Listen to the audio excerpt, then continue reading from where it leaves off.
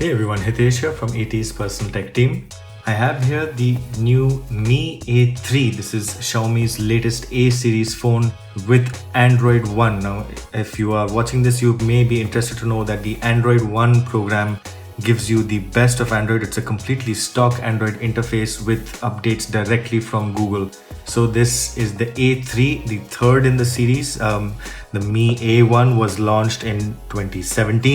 The A2 followed it up. They had quite a few updates to that. In fact, I do have the Mi A2, which I will show you in comparison with the A3. So the A2 was in 2018, and now it's time for the Mi A3, which launches in August this year. So 21st is when we do know that there is a official launch, and the availability will be soon after that.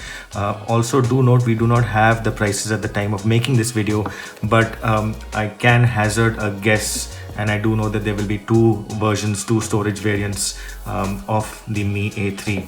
So here's what the box looks like. This is the official India unit. This is the retail version. This is the same box that you will get when you purchase the A3 in India. And here's a look at the specs on the back of the device.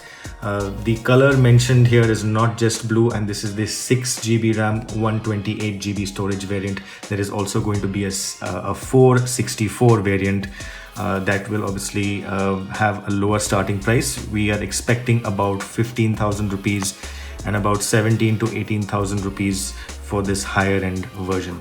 So let's get started with the unboxing, and we can talk a little bit more about the A3 and compare it to the A2 to see what's different.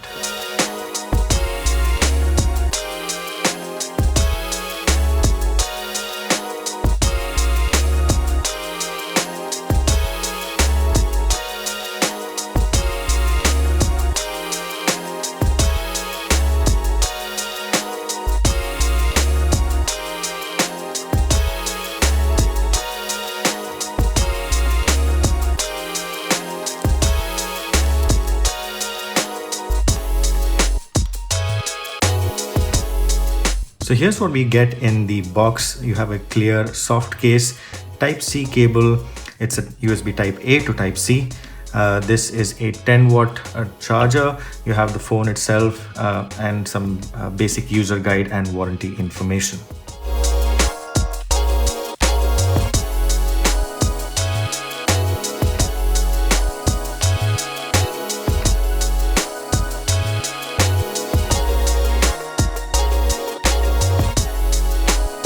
So as you can see, the colors are doing quite a bit of a dance over here.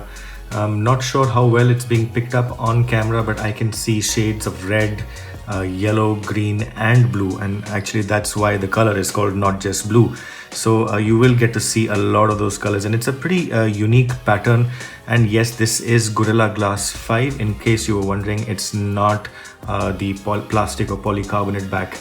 Now here you can see the Xiaomi logo at the top left. This is not a Redmi phone. This is going to be a more premium Mi phone. There's also the Android One logo. Here's a closer look at the triple camera system on the back. It says 48MP AI camera underneath the camera module. There's also an LED flash. The primary, which is in the center, is the much loved, quite popular Sony IMX586. It's a half-inch sensor. 48 megapixel, does pixel binning to give you great quality 12 megapixel photographs. There's also on top a wide angle camera. That's an 8 megapixel wide angle, and there's a 2 megapixel depth sensor for portraits.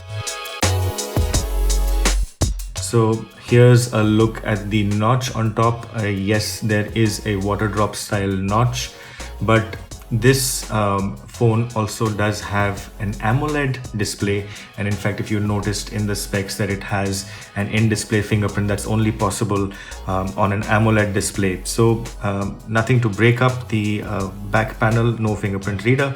That has been moved under the display. At the bottom, you'll see the USB Type-C. There's a grill for the speaker, one for the microphones. Power and volume are on the right. On the left, you get the SIM tray. It's a hybrid tray, so you either use 2 SIMs or 1 SIM and a micro SD card.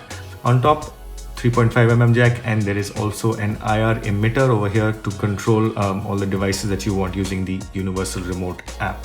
So let's power this on and we can talk a little bit more about it. Right, so I have the phone set up now, and this is the start screen. I mean, what you get when you immediately start it up. It's a beautiful, clean Android look. And you bring the app drawer up and you can tell that there are absolutely no additional apps here. The only one thing is the Mi community app, which you can see right there, and of course the Mi store. Now these things you can uninstall if you don't want them and completely have a stock Android experience. But that being said, users may still want to install a couple of additional apps, such as the Mi remote app that is required for the IR emitter to work, because the app for this is not preloaded on the device. But let me also open the settings page, and that will give me a chance to show you what the bezels are like. So it doesn't have the thinnest bezels even for a phone with a notch. So you can tell that the bezels on top are thicker than the ones on the side. Even on the side, you don't get very thin bezels, and there is a bit of a chin as well. Now, in terms of specs, this has a brand new Snapdragon 665. It's an octa core processor. This version is the 6GB RAM, but there's also a 4GB RAM. The storage has been upgraded. It's now UFS 2.1. Previously, it was the eMMC type of storage. So also a big boost there. And this is a Super AMOLED display. The display has been provided by Samsung. It's a Samsung panel, but it is a 720p display.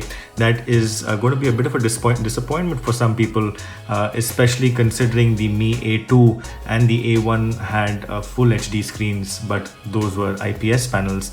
This one goes AMOLED. So I wanted to quickly highlight the differences between the AMOLED display on the A3 and the IPS LCD on the A2. So I put the same wallpaper on both.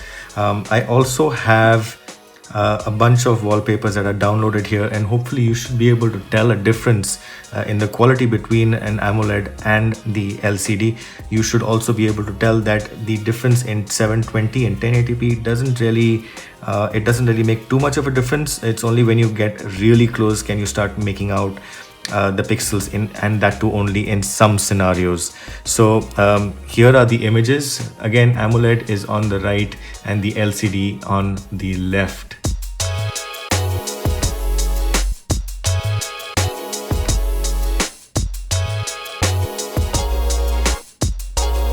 And of course, the other differences you can see as well. This was a metal unibody design, has the fingerprint scanner at the back and the antenna lines on the top and bottom.